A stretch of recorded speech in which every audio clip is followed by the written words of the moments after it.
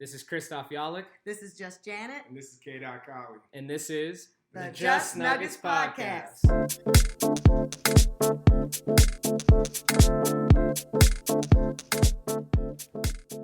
It's game day. It's game day, baby. How y'all doing? It's the Just Nuggets Podcast. Hey. Hey. Christoph Yalik, how you doing today? What's up? Happy Friday. Happy Friday. Happy December. Yeah. December. Right. December. This is Just Janet. JJ's. Hi, everybody. I hope everybody's doing great out there. We got Nuggets basketball. The Nuggets are playing the Suns December 1st. And it's in the Suns arena. So we're going to be, we're going to go a little more west today. How y'all feeling about the Nuggets going against their what's it called? I guess rivals. Not rivals, but their playoff rivals. Rivals. Yeah, they're competition at the top of the West. Top of the West. Top of the West. Hey, come on. The Suns are currently 5th. They are 5th, but they've proven 5th. They represented the West in the finals less than 5 years ago. Yeah. Of the teams that are ahead of them, Dallas didn't, OKC didn't, and Minnesota didn't. So yeah, they're at the top of the West in my book. They've proven that they can get there. They have Kevin Durant, Bradley Beal when Mr. Glass is on the court. Right. He's excellent sometimes when he's healthy. I just think they're up there. Bradley Beal played this. That's a fantastic question. I know one. That was his. Another good question is how much money has he made per game he's played? No, don't do that. Because he's cashing checks. No, he is. He is, but how many games? I don't know. I know he had an opening. This is my first time out game, and he did well in it. And we'll preview that game. Well, let's start with the the game 2 nights ago, Houston versus the Nuggets. Okay, sure. The Nuggets the Houston Rockets came into Nuggets ball arena and got beat down. Honestly, the Nuggets. Well, we owed them. We really did. We've lost twice. They beat us twice. They beat us twice this year. And the Nuggets won 134 to 124. The leading scorer, of course, was Mr. Nikola Jokic. And thus, what do we think he is? The best player in the world. Best player in the world. And it was hands down. It was already known in the playoffs. Yep. Maybe even before the playoffs to people. I mean, for Nuggets fans, he's been probably the best player in the world for at least since the first MVP. Yeah. But for other people, I think he finally got that stamp. And this year, he's just doing it more. He had 32 points, 15 assists, and 10 rebounds. He had 8 assists in the first quarter. Wow. I think... that was against Houston. That's against Houston. Yeah. We were talking about this, Jays, while the game was going on, the Houston game. Mm. It's like you hear this term thrown around so willy-nilly, but it only applies to certain few, and that's he's him. And what I mean by when you say he's him, it's that he's the only individual that does these things. They talk about Sengun, who we'll get into. They talk about dude from Sabonis from Sacramento. And they're like, oh, he's Jokic X. He's Jokic X. Because when you see somebody do something on a court, it's like when you're seeing somebody on the fast break and they do a no look. That's magic. Yeah. You see somebody pull up from half court. That's Steph. Yeah. Because they are him. That is him. Yeah. And it's like Jokic has reached that point. He's been there, as Kyle just stated. But as Dot just stated, it's like he's him. Like, he is a archetype of basketball. Like, when you go to the gym now and you run in at your local rec center, your local your gym, and you see this dude doing, big guy could pass, pull up, do an over the head shot. You're like, oh, he's playing like Jokic. He is now. All of it. He's affected the game. Where the game of basketball, you can't talk about it without mentioning him, and that is what makes him him. Yeah. Well, I think what's been cool about seeing Jokic is that. And you brought to the point with Magic. So for so long, you had Magic, you had LeBron, and to even a lesser degree, you had Ben Simmons as somebody that they are big guys playing the point guard position. Yeah. And then you saw Anthony Davis come in when we saw him in Kentucky. And I'm only not talking about Kentucky. Okay. Davis. I'm not talking about NBA. Mm-hmm. But he was able to handle the rock at a high level. Right. So when you saw Jokic come in, I think you finally saw the full evolution of finally – you can have a point center. Before that you had point forward. You had, like I said, the Magics of the world. But when you have somebody that can truly impact the game at 2 levels, it's crazy to see. You see somebody that can Hakeem shake below, behind, underneath the rim, while also being a very efficient 3-point shooter. And a Shaq back you down. And the only thing you can even come at Jokic for, which is surprisingly recently, is his free throws. Like you're like, of all things he's missing, he's gotten better. It's the free throws. No, but he's 74% on the season. I know, it's just funny because you're right. you don't expect him to miss. No, you're right. And I'm a phone down to Texas, Houston. Mr. Sengun just learned this week that he can dunk on you too. If you play, and I also said this to you, Jace, when we were watching the game. That was a message. And I think really that was a message for Sengun. That was a message for the league. That was a message for fans. And he was saying like, he's this guy, he's that. Baby. Like Sengun, he's coming for him. He could do this, he could do that. I'm just saying that when he's listening, he pays attention to what you say, and he's like, oh, this is the guy you guys think is. Boom, hold that on your head. He did that 2 times this week. He did it against Sengun, and he also did it against Wemby. Yeah. He literally said, hey, if these are the young bloods that y'all are stamping, they got a couple years because I'm the guy. And also, he's like, they got to come through me. That's you know? And West guys that... And I just saw a tweet. I know it's Twitter or whatever. Yeah. But they said, this is... X. Whatever.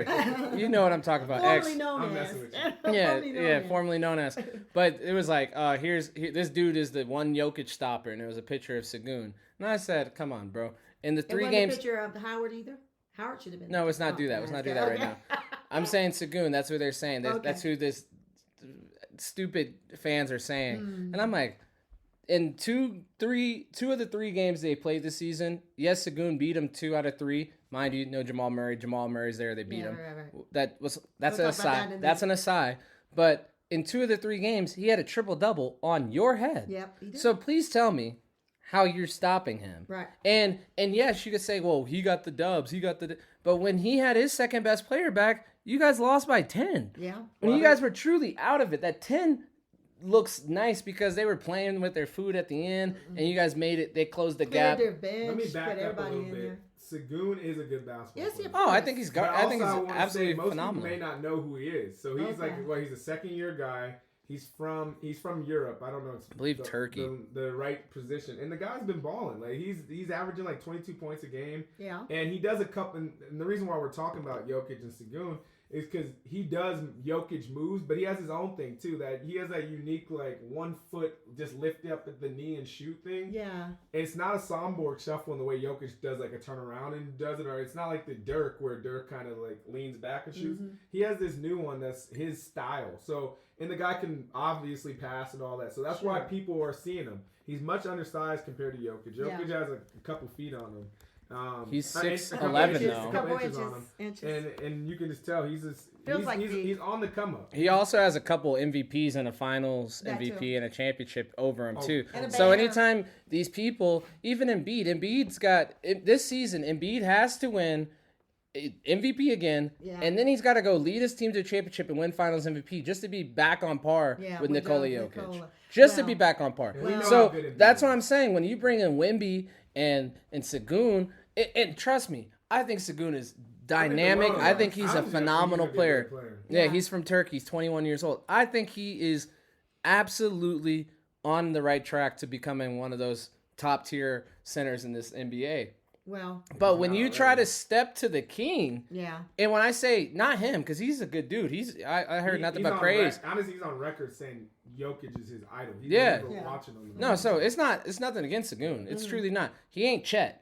We got this. I won't say this podcast, but Christoph Yalik has got beef with Chet. That's facts. That's on wax now. You love Chet. I did. If you guys listen to the progression of go back and listen to season 1. I was a big Chet dude. It wasn't until he started running his mouth against the king. Like, shut up. Sengun is doing what he's doing. Sengun comes out here, he's like, I get nothing but praise, nothing but respect. You're my idol, yada, yada, yada. And then guess what he does on the backside? He beats Jokic. Yeah. You talk mess about Jokic and then get smacked around by Jokic. So shut up, bro. That's what I got to say to you. And... yeah. Well, and not to mention the Thunder are gonna be our rivals because they're in our division. We don't have to really love anything about the Thunder or the Jazz or the Timberwolves. Or the Timberwolves. We'll get into them later, but exactly. Well, can we go back to? Go ahead. I was gonna say just since we're talking about history and Joker and all it is, 30-point triple double with no turnovers, third one in his career, and the most in NBA history. in that happened in that Rockets game. So Sengun or whoever was looking or watching. And he's always led, but he's leading the NBA in total triple doubles. He had 7. I think he almost has as many triple doubles as the rest of the NBA. I think he has 7, and the NBA has 8 or something around there. Yeah, he's basically has more. And he's got like 4, I believe I counted 4 soundboard doubles. Yeah. So, and if you're not familiar with that means he has either 9 rebounds or 9 assists, right, or 9 points. But that hasn't happened. That hasn't really happened. Yeah. But he's just one figure away from having a triple double, and he's got 4 of those. So come on, bro, he's dogging. When you saw Jokic the first time and watched him through it, did you think he was going to be this good? No. Hell no. Nobody did. Yeah. I don't know about it. Is it because we're Nuggets fans? Is that the reason why we watched it? We watched the progression. We knew how good he was, but we didn't know he'd be the best player in the world. We get on Lisa Salters, we get on Perk, we get on all the Nick Wright, we get on all this national media, and I think what happened even as a Nuggets fan, Stephen A. But he said he's the best player in the world. Like at this point, but I'm saying like initially when you first see him, he doesn't pass the eye test. No. He's like this big fat white dude from Eastern Europe who can pass the ball, and you're like, well, these have been flash in the pans. I've seen Nikola Jokic come from Europe, and I've seen and that's I was gonna get to that, but it's like let's go back in time. Nurkic was more of like the prototypical center who will dunk on you, could do back to the basket and all that stuff. Which was a Denver Nuggets. And he was and when they made the decision to choose Jokic over Nurk, which phenomenal decision. I believed in it too when they did that. Yeah, I think because Jokic started to come on and show that he was the better of the two. But Nurkic initially was a lot better than him, really and that gap got he closed that gap so fast, and then beat him. Yeah. It was like, my God, it was a no-brainer to keep him over Nurk is because Jamal and Joker starting to get a bond. Crazy chemistry. Because they came off the bench together and they had chemistry, and I think they saw some potential there using with both of them. Yeah, and I think, and last you can go in, Christoph, but I also think those years without Jamal, those 2 years when he had to take over and become the MVP, were very formidable in the way he plays the game. Yeah. He knew at that point, I have to be the best player on the court every single night. I can't have I don't have Jamal here to carry with me or 2-game anything. And you really saw how the way he started understanding the game better. Mm-hmm. He always had great passes but you see him as a leader, coaching people. Yeah. I've seen breakdowns. Harrison Wynn had a breakdown where Jokic basically is telling them on the inbounds pass, KCP, you stand here. That was Sunday. You stand here. It was in the that was game last week against the Spurs. Yeah. And he calls the play. You see it. Jokic tells them to do it. Wide open shot for Michael Porter. But I think he's fundamentally basketball. But to both your and I'll say last one that only certain people in the NBA can do. Like maybe Jay Kidd was great at it. LeBron and Magic that just understand the game at such a high level. Yeah. LeBron said that, but that's to your point, and you started to touch on it. He's now to this point where and I was saying it about him being him, he's made this game look so easy now. Yeah, he's reached that level of... for him as well. He made the game look easy to those who watch, and it's come easy for him now because he's reading, like Dot said, the defenses, and he's seen the plays before. He can... But I would say more so this year than he's been made the game look easy for years, and he's been phenomenal for years now. But this year, more so than any... It just looks like he's not even applying effort. It's kind of like what they said in The Last Dance. There became a time when Jordan started to outthink the game. Like when you would be playing and his athletic skill set would just dominate you. Yeah. But then when he started to put the cerebral on top of it, you had you were done. Same with Kobe in his latter years. And that's what I'm saying. Yeah. And LeBron is the current statesman of that, where He's 40. He's almost 40, and all he's doing is dogging you from a mental standpoint. Yeah. And that's where Jokic has gotten to now, to this point where it's like you said, the inbounds play, the way he's manipulating the defenses to start to play him, and that's opening up other people. Like he'll shift the defense, and they'll leave a back corner or a cutter to be uncontested, whatever it is. He's making the game look so. It's not even it's effortless. He's not even breaking a sweat. He's just dogging the best players in the world, and that's why he's the best player on the planet. Watch. And I know this never. It is fun to watch. No, it's not even fun to watch. It's a privilege to watch it because I think I was old enough to understand it. Like towards the end, I was appreciative that I got to watch Melo. And then later on, when Melo's gone, and we had the dark period before where we are now, before the Renaissance. it was like, dang, I miss Melo. I miss having that. When it was just Danilo and like great dudes, except, great dudes. But it was like, we don't have a generational talent. Then we got this new crop and they started to develop and they got good. And then all of a sudden now we have one of the best centers to ever play the NBA. Yeah. I'm much more appreciative of this moment than I had been. And I think Melo is to help me from that because when you have a player like that and they're gone, and when you get somebody back, you appreciate what you have. Yeah, no doubt about it. And my other thing, I know it would never have happened, but in that small window, because we're talking about LeBron a lot, I thought if LeBron would have came to Denver that year, I know it's asking for the world. But that 2018, 2019, that was closer. When he ended up going to the Lakers, it was a very great business move for strategic with his Spring Hill and all that. And his son. But if he would have came to Denver and played with Jokic and was able to, his career would have won those 6-7 rings. Yeah. I can't even do this thought experiment. He would have aligned with Jokic. Yeah. Imagine that. Yeah. But and the Nuggets did try to persuade him a little bit because remember they had Michael Malone and him and Mike Malone did have a good relationship before the Nuggets became the Lakers. We didn't ask him. You didn't ask me. I remember. It never would have happened, but I think it would have been a cool move to see. Really LeBron could have it would have been a great. Because you would have had Jamal, LeBron. Oh my goodness. And you would have had. It would have been stupid, bro. Sounds like a dream. That's why I said I can't even do that thought experiment with you because that would have been. Words can't describe what that would have been. Yeah. So, it's called dynasty. So, anyways, in that game, that Nuggets versus the Rockets game, we also have to give a shout out to Michael Porter. Because Michael Porter absolutely balled out. He was 1 3 away from hitting his career high, which is 8 threes in the game. Yep. He was 8 points off from reaching his highest points. So he had 30 points, 5 assists, 10 rebounds. Y'all may not believe me in this, but you know what I see in MPJ?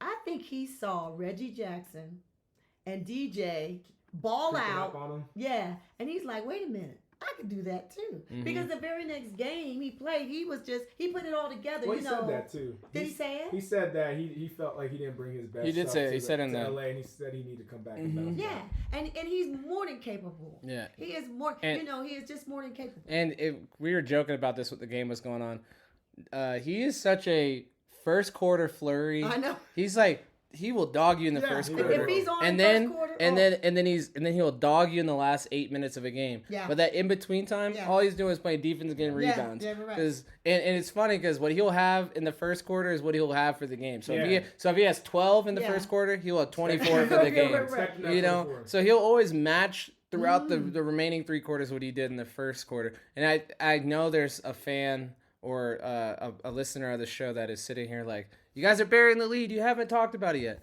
Jamal Murray came back. Oh. And did he come back? Did he ever? Now he scared us. He did scare us. And I was going to say that. A little bit into But boy, did he wake us up. Before we even scored a point, he injured his ankle. And it looked kind of scary for a second. Yeah. But he came back and hit a Curry 3 from half court. After. Hit nice, beautiful shot. That took away so much tension. I know. Like we were watching the game, we weren't at Ball Arena that night, but you could tell when he rolled his ankle and he went, and it was like, oh no, because everyone knows, and you saw it right there. When Jamal Murray is on the court, the Nuggets are the best team in basketball. He's a bus driver. To me, he's the bus driver. When he's not on the court, we got to figure out how we can get back to where we were last season. I think he's the engine. The bus driver is Jokic. I think the engine to the Nuggets. Now I beg to differ. The reason why I say the bus driver because he's a point guard. That's all I'm saying. I mean, Joker is a point guard too, but I mean he's a 5. But I just think Joker is really our engine. He's the meat, the potatoes, the engine. I don't know. To each his own. Okay. I think Jokic, without a doubt, if we're saying he's the best player in the world, is clearly the bus driver. However, I do get what you're saying that you want to just say, you want to say Jamal right there. He can drive the car anytime he can drive the car anytime he wants to. He will not break our furrow. No, I want to level. Okay. I see we did with Shannon Sharp there. I like that. I want to level with you two because 3 years ago, it was almost 4 years ago. Time flies. Back in the bubble, pre-pod, when I was like, yo. The Nuggets have 2 Batmans. Yeah. Okay. And they're like, no, you too. Yeah. We're like, oh no, Jamal's definitely robbing. I'm like, yeah, No, okay. no. Of the two, yes, he's robbing the for one sure. saying that. But the Nuggets have two Batmans. They have two Batmans, and that's a beauty. We can have that. Jamal was now you know there's only one Batman. Was a Batman too. That's what I was. There is only one Batman. I mean, I know why you're saying it. Just like we got an argument going about the bus driver or the engine. But to your point, yes, someone has to be Batman, someone has to be Robin. Yeah. I get it. But also at the same time, that's not necessarily what's happening here. Because as we've seen, we just saw it their last game. The Nuggets with Jamal Murray are a completely different team. Their ball movement, their confidence, they just know they're going to beat you. They just have to figure out how it's going to happen. They have to play better defense. 124 points at home. I sound like Mike Malone right now. That ain't cutting it. No, it ain't. So you gotta improve on that. But that was the first game back. What did he play? He played 22 minutes, shot 4-14 from the field. He's getting back into his groove. You know what I mean? Did have 6 assists though and 6 rebounds. What have we been calling Jamal since 2016? A dog. The Blue Mamba. The Blue Mamba. He has a killer to him. I know he loves his blue arrow. I know. But he is the Blue Mamba. No, yeah, I think so. Well, now I don't even have to prove it to nobody. No. I said go watch the playoffs. Yeah, right. And don't tell me he don't have Mamba blood in him too. He has his own style. But when the going is tough, that man always like him hitting that 3. When he hit it from as deep as he hit it from the half court is just the proof of that Mamba blood he has. Like Jamal is just when the going gets tough, he's just a killer. I think you might have about to queuing up this point. Go ahead. But Jamal Crawford on NBA TV, I think 2 nights ago after the game, he said that, and we all agree. Jamal Murray is the best player in NBA history to never make an All-Star game. My goodness. And don't go there with I just think you're right. I just say why though. That's you can ponder and pontificate over that all you want. What are the but rules? In actuality, he's never been All-Star, and I would say he's the greatest because that stat, the final stat, the first 5 games with 10 plus assists that has never been done by any point guard. Now Jamal Murray has that. I know. Now you got to just like say like maybe he's like the best, like maybe not the best point guard of all. I want to say that, but it's like he's not a scrub. Like he's not like you can't just like say that he's not nothing. You know what I mean? I would say you have him in the playoffs when him and Jokic both go for triple doubles. Yeah. He averaged 50, bro. I think what it is that the NBA always wants to crown somebody new as the best West guard. You know, they always want to say, "Oh, Shea's better than this guy," or De'Aaron Fox is the guy. And so often, you know, Jamal gets overshadowed in that conversation till he does what he does in the playoffs, and everybody's like, "Oh, he's really as good as he is." And so in the regular season, they're like, "Oh, he's." And as a selfish Nuggets fan, as long as it's not affecting his money, his bottom line, where he's got to get an incentive to get off. I'm sure it's written in there. I bet it does. I bet it 100% does. In there. But as a selfish Nuggets fan, I let De'Aaron Fox and Shea have All-Star games. They can have 12 nominations, and we'll take 5 championships. You guys can have that. Change the name we'll of the care game. about that. If it's not All-Stars, then. But we talked about this off air, Jays. When you miss November, that's going to be very hard. Unless he balls out. Now it's December. He has a whole new month to just make his case. And January next month. But it's very difficult. I know you don't want to hear it. It's very difficult for voters, specifically casual fans and those who are out there doing it, without like a nudge from the league or something, or the Nuggets have the top speed. I disagree with you. How is he going to become? Golden State put Wiggins in like it was nothing. But he was having a great season that year. Good season, but I'm just saying he wasn't. And he didn't miss November either. But there's people that are playing better than him that he's still over.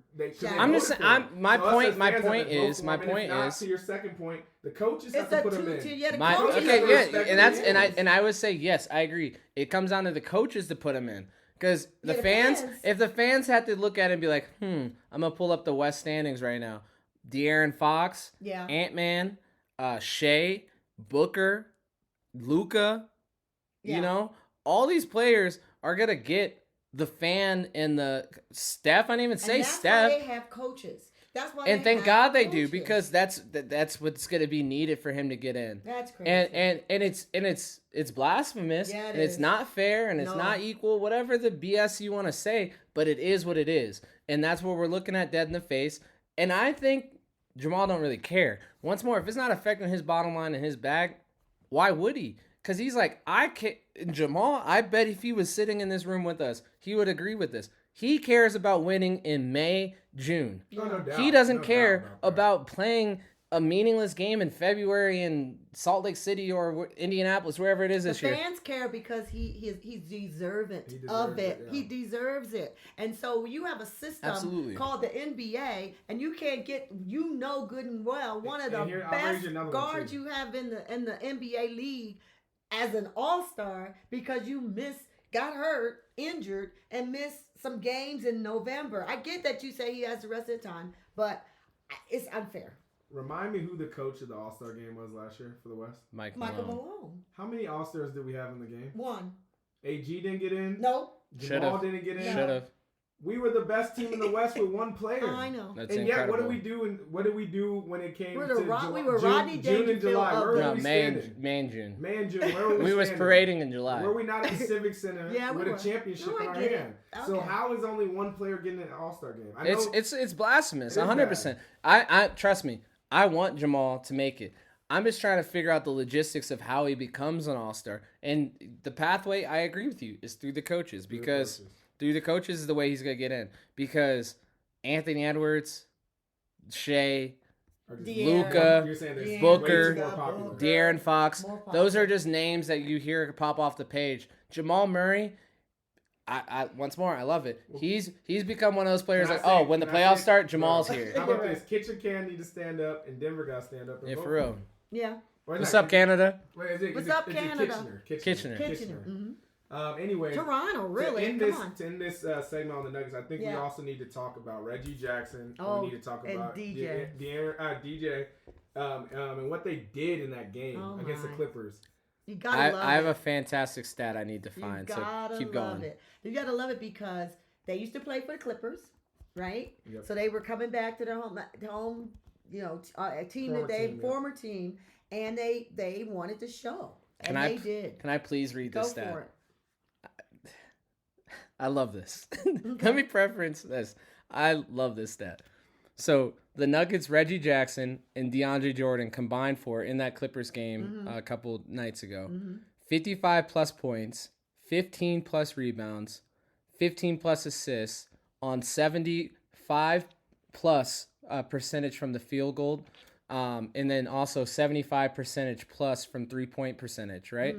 The only other two duos in NBA history, to put up those numbers in a game, Stockton and Malone and Jokic Mall. Yeah, right. See? Jokic Mall. That you could always they did. They probably done that a couple times. Yeah, but those are like when Stockton Malone is an all-time duo. I know they didn't win a championship, but they are historic. They're revered.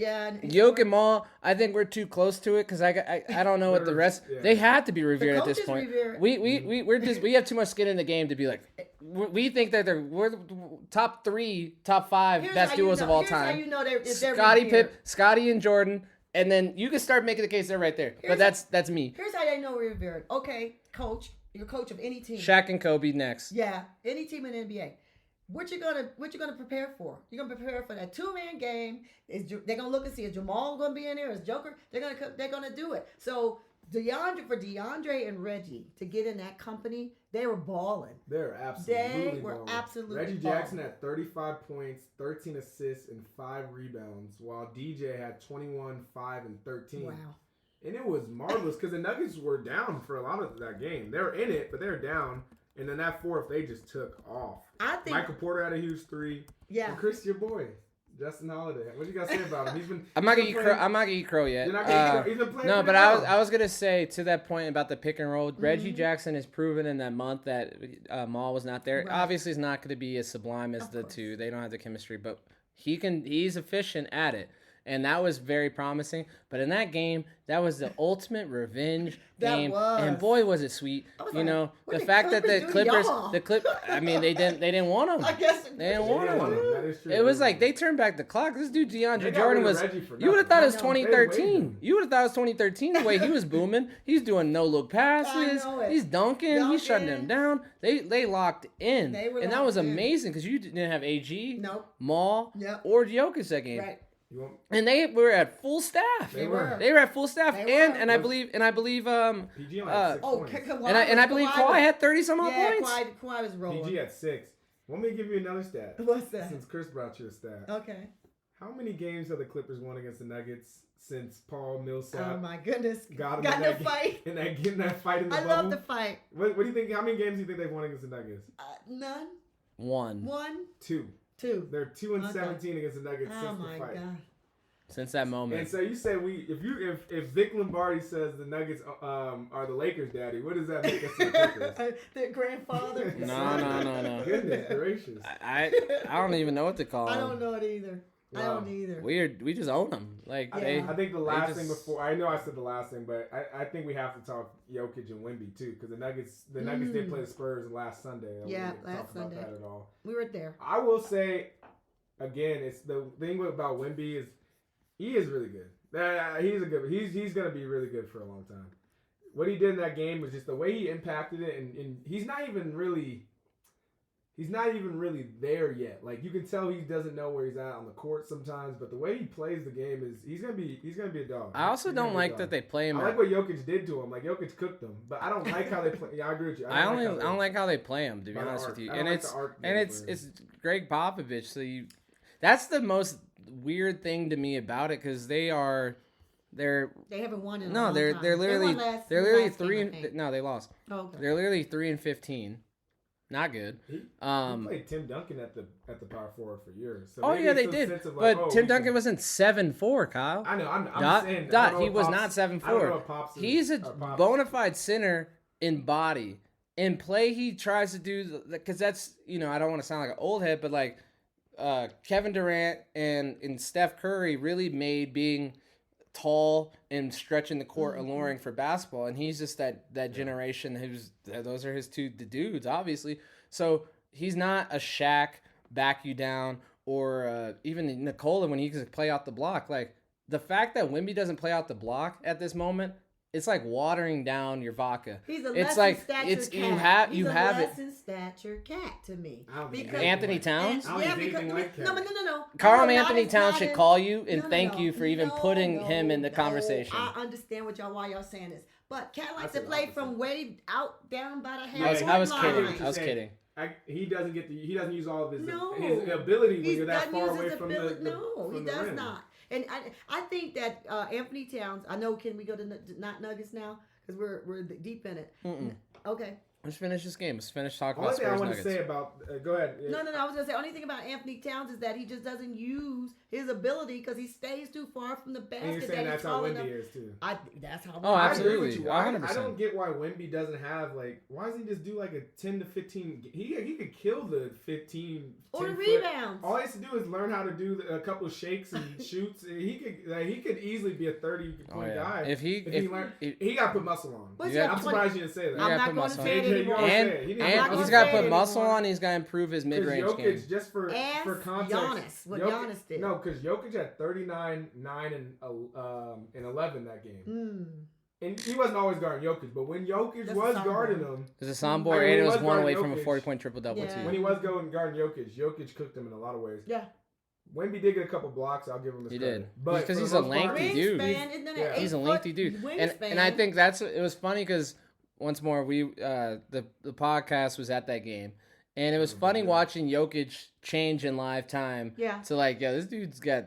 His wingspan's different. You know what I mean? Yeah, you can see Jokic is like, oh, that pass won't work. No. I got to do more side bounces and just kind of get it out of his way, because if I try to go over him, his wingspan is ridiculous. And I think that's what he saw in live he's time. Solid defensively. He doesn't react as much. He what did he have? He had 4 blocks that game. He and 6 steals. So he had a good game. He shot 7 to 17 from the field. Next time we see him. He had 22 points, led his team, and 11 rebounds. He had a good game. And I'm happy we were there to see that. Because I think he's still... I had, coming in this season, probably in the first couple episodes of this pod, I had him as deity. I did. I was drinking the Kool-Aid. Now I've tempered a little bit of expectation, and I've gotten to a point where I will live until he does it.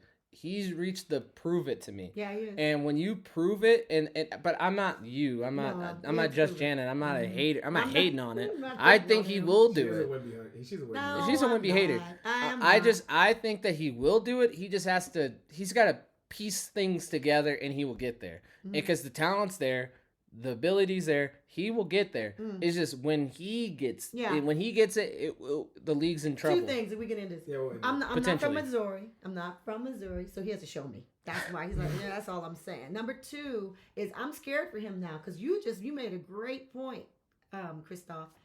You said that Joker had to figure out in game what he could do or not. Well, now that he's seen him, he's gonna cook him. He's gonna cook him but next he time. He had 39 but points. Okay, he did that in game maneuvering. But wait till he reads the tape and see what he likes to do, and that's just. Well, that's why I love this week for Jokic because he put two people on blast. He said, "Wemby, you got a long way to go, and Sengun, you got a long way to go." He did. He definitely sunned him a little bit. And we'll switch. But this is my prediction. I don't know when it's gonna happen, but I think Wemby might be the first person we see do a quadruple double in a while since Elijah Wan or since, in 1990. Yeah, I think he might do it. That's another day. We'll go to Nuggets. Nuggets also don't play, before we move on, Nuggets don't play the Spurs again until March 15th. Oh, really? So that means the Spurs will probably have about 10 wins by then. We'll play Clippers in Houston another 50 times, right? No, actually they're done with Houston next Friday. Okay. When Jeff Green gets his ring, they're done for the season. They played 4 times in 6 weeks. All right, terrible. We're gonna go lightning speed on the not Nuggets because I don't care. I don't. I'm just joking. And we already talked about others. How about this? Okay, we got Suns versus Lakers.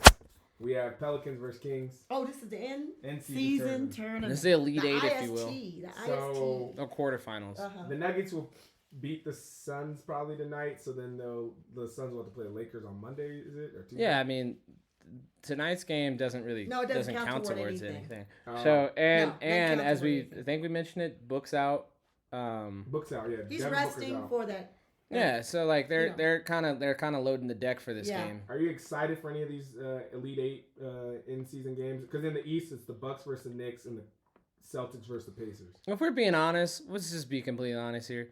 We want the Bucks and the Celtics to play because we want a meaningful game in December between those two behemoths. That's fair. Yeah. And then Suns Lakers is what you get. I guess the Kings are good. They're just not. They don't move the needle. So for let's me. ask this way: out of the Lakers, I'm doing the West and I'm doing the East. Out of the West, Lakers, Suns, Kings, Pelicans. Who's going to come all the way through? I got Kings. Kings Celtics would be interesting. Kings Celtics as the final would be interesting in Vegas. I think it's going to be one of those. I agree with you. It's going to be either the Kings or the Pelicans because the Suns and Lakers are going to do that their thing. Like I'm not going to play everybody, and it's mid. I don't care. Yeah, Devin Booker's out, and LeBron is not going to be in there for 30 some minutes that he needs to, and AD's not going to. I just think it's going to be. Do you think the GOAT effect will come in with LeBron, where he's like, I have NBA championships, I have MVPs, I have Finals MVPs. I don't have an in-season tournament. Do you think that? Do you think that would? Do you think that would? Beat the Suns if you're saying that. Do you think that has any influence here? I think the way the Suns set up, not going to have Booker. Lakers better win that game tonight. Oh, absolutely. I think that will be the Lakers no, not tonight. I mean, not tonight. But I think that is going to be the Lakers championship this year. So they got to go get it. Well, that's interesting. Well, here's the East: Pacers, Celtics, Bucks, Knicks. Who's coming out of that? I think the Celtics. I think the Celtics are the best team in the East, and I think they're just going to continue to be the best team in the East. As I predicted early in our first episode of this season, I said the Nuggets versus Celtics in the championship. So I think the Celtics are going to. But I really do. No shade to Knicks fans. I promise you, I do like the Knicks, but I do want Bucks Celtics early December with something to play for, because I just think that those two teams. Because I think the Sixers could ruin that in the playoffs. So I want to see it kind of where it's meaningful, not really, but meaningful, and just have a really good game, 1-game elimination between Giannis and Tatum. That'd be interesting. That'd be fun to watch. I like the 76ers other than when they're playing the Nuggets. So yeah. Just let me say this. It's the Pennsylvania. Yes, the Pennsylvania me. But you believe that by May, Embiid and Maxey would not have worn themselves out? They got to get somebody else on that team. Here's what when I say that, here's what I mean by that. Is if not now, when? You guys have everything. You don't have the distractions. You have a good coach. You have the That's role the difference. players. They got a better You coach. have when Jamal was hurt, I kept looking at the East. I was like, dang, Philly's there. Maxey. They kind of have that same. They have a good vibe about them right now, in my opinion, a good championship vibe. But as we know, it takes a lot. It takes a lot to even get there. Yeah. And then it takes a lot when you're in there to win 16 of them. Yeah. And they haven't proven that they can in the past. But there's something different about this team. To your point, I don't know. I think that's one of those things. That's going to be one of the interesting things about this season is can Philly withstand the season? Yeah. 82 because they're not in this, so they're not going to play 83. The 82. Yeah. And then to win 16 when it gets crunch time, and they can start to really narrow in on you.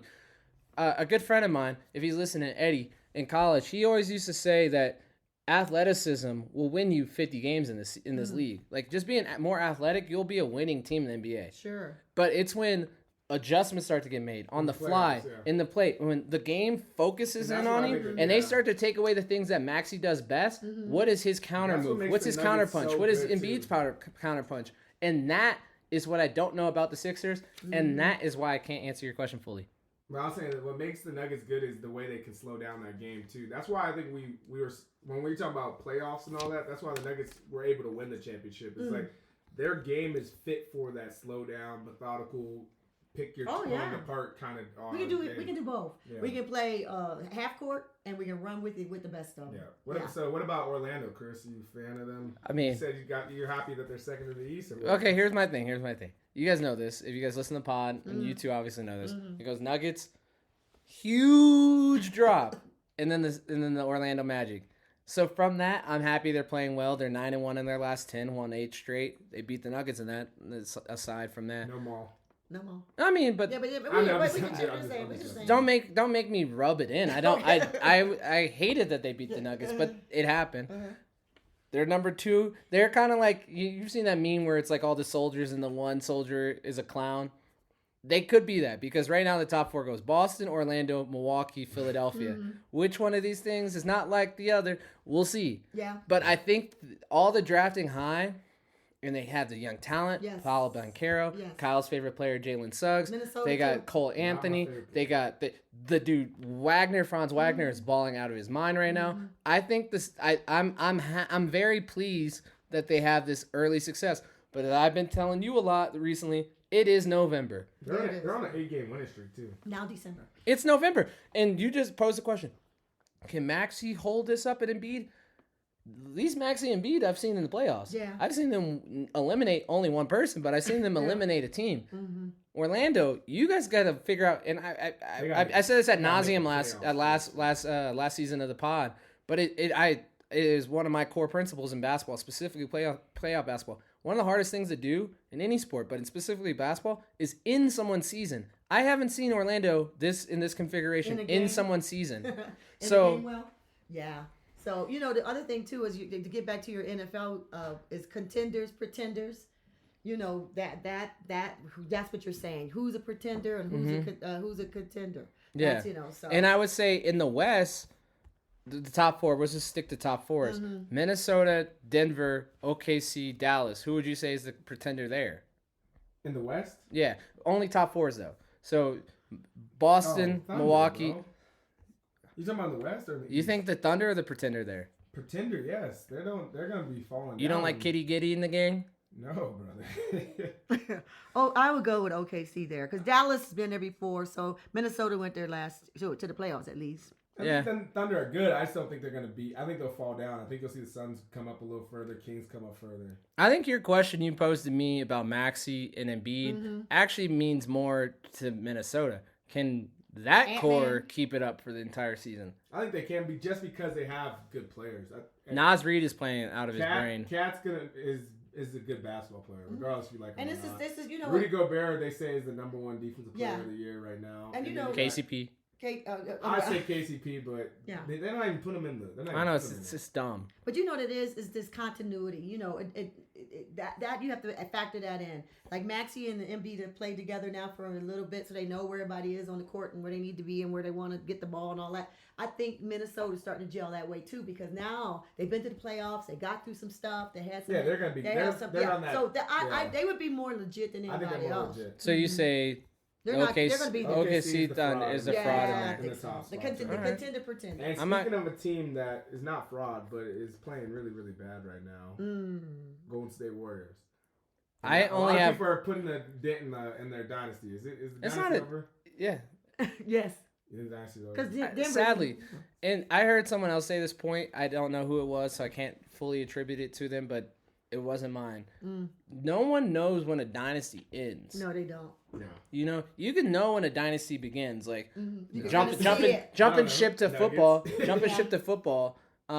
When Joe Montana rolls over and throws over at Too Tall Jones, and Dallas Clark goes up and catches it. Yeah, it's the catch, and he spikes the ball. You're like, that's when the 49ers dynasty of the 80s started. That was it. When Pat Mahomes that's what I thought you were Tom too. Brady at the end of that AFC Championship game. Whatever. I know what you're we're not talking football. I just that was just the first example that popped in my brain. Yeah. You can always kind of pinpoint. I could have said that too about Kate. And if we want to get into it, Nuggets fans, close your ears really fast.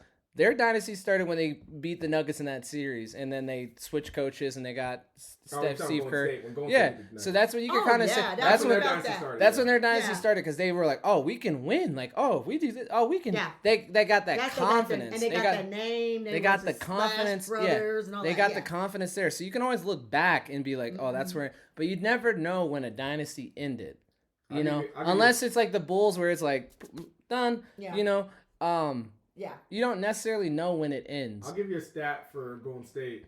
They're only the trios, when it comes to trios, they've played together for 12 years. Only Boston with their trio and the Spurs have had the same 12 years as they. So when you say Boston trio, you mean Mikhail Parrish and Bird? They had 14 years together. The Spurs and the Golden State are at the same with 12 years ago. With Clay Tony and Parker. Tony Parker, Manu, and Celtics got 3.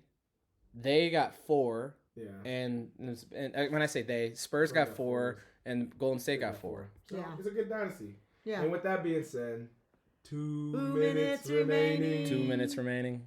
So we are, as you know, the NBA season in December. For people that don't know, in December is when a lot of trades become eligible. Like players can start to trade. Our teams can start trading players. It's December 15th, I believe.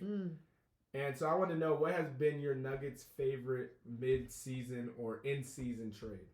In season or mid-season? I know it's in season. So not during off season when we got KCP. Sure. None of those count. Okay. So in season, what was your favorite Nuggets trade? You know, it's one of my favorite people on the Nuggets. Right now, Aaron Gordon. Hey. Aaron Gordon was your favorite? 2021, yeah. We needed, you know why? Because I know we didn't have the pod, but I always said we needed a power forward. So, AG. Yeah, AG, like I just said, when you just look back to the start of a dynasty, when that trade happened, they were the best team in the NBA for 5 games. Yeah. And I stand on that to the day I die. Because no one could really contest it. They were beating teams wire to wire. Yeah. One of them was Philly. Yeah. One of them was the Clippers. Mm-hmm. They were behemoth juggernauts. And we all know the story from there. Yeah. But we have a championship, so it's not a sad story. That's the number one. That's the best answer. Yeah, I would say, hopefully the second, was what happened. I'll never forget it. I was in high school, and I walked into lunch, and my friend was like, "Did you see? They traded AI." And I was like, Allen Iverson. I was like, "They traded AI? Yeah, we got Chauncey Billups." We're like, "Yay! And they traded Chauncey Billups. They traded for Chauncey Billups. Yep. It was the perfect time because he was the right leader because he had just gone. He was literally in the process of gone to, I think, 7 straight Eastern Conference Finals. Yeah. He had in the midst won a championship and a Finals MVP. Yeah, showed us how to win. That's what he's not yet, which is blasphemous on a Denver level and an NBA level. He's not a Hall of Famer yet. Fix that. Yeah. Fix that, please. Springfield. Yeah. Please fix that. Somebody from that team got to be. He's a Hall of Famer. I think Ben Wallace is. He's already in? Yeah. Okay. And Rip Hamilton's gonna be in. How's Chauncey not in? I don't know. That's about my pay grade. Now we want him in. But Chauncey Billups, when he came, he was he changed the Nuggets team to a team that can win a championship immediately. Yeah. And I love AI, but Chauncey was the adult in the room. Yeah. He was able to corral everybody. He was a court general, and we know that didn't come to fruition because of the Lakers and Anthony Carter. But like, he that was the closest we had come until last season. So that I'll never forget that trade. Chauncey's was great. I'll take you all back to the last podcast when we were talking about brawls. Remember last two minutes we were talking about brawls and fighting. Yeah. And you brought up your favorite brawl, NBA brawl, was Carmelo in the Garden, right? Oh my God! And because of that, Carmelo got suspended. What? 15. A lot of 15. I think it's 15 games. 15 games. Yeah. It's 2006. It's December. The Nuggets have no bright future right now. Our players are bad. Yeah. Out of nowhere, our GM at the time, I can't remember. I don't know who it was. It wasn't Kiki. Went and made a phenomenal trade on December 19, 2006. My birthday. For Allen Iverson. That is my favorite one. Yeah. Allen Iverson. Well, obviously AG would be the best. But my second one was Allen Iverson. Because that was the first time we got somebody. Because Carmelo, he got drafted. And in my memory, that was the first time we got a great basketball player. Like, in a trade. Wanted to come, got somebody as good as Allen Iverson, a top 50, 60 player to ever play basketball, to come to Denver of all places in 2006. My childhood, I don't know. And to your point, that was great. And to your point, I had to just add it to it. It's not like we got AI after he'd been in Detroit and Memphis. No, like we got. It was like Sixers to Denver. Yeah. You know what I mean? So we still got him. Yeah. There was plenty of times that's some of my favorite childhood memories was going to the Pepsi Center and just watching those teams ball. He had the lights. He had the light blue. It was amazing. Remember, AI always had the sleeve. And then he beat the Kings when they were wearing their gold and purples, and he beat the Celtics in there early. Like that was amazing. He came off the P-Jet in the snow. It was amazing. It was amazing. I'll never forget. It was a little bit later when he threw that alley-oop to Carmelo. That was it was crazy. Yeah, I mean, got a Sports Illustrated cover with him and Melo back to back. They made Denver cool for it. They really did. We were cool. Yeah, that was the beginning. Then everybody started calling us the Thuggets and all that. That was when that was when it was going too far. Yeah, right. No, it turned a corner for sure. But it's like the AI, Allen Iverson. Yeah. Come on, bro. Like he's on the Mount Rushmore. Well, the Nuggets play the Suns tonight. Yep. In the next couple hours. I say Nuggets in 4. Ooh. Okay. I'm happy for that. I think Jokic's gonna have a great game. From the Just Nuggets podcast, I am your favorite podcast point guard, K. Kali. I'm Just Janet. Yes, Just Janet. Christoph. Follow us on X. Follow us on X at Just Nuggets Pod.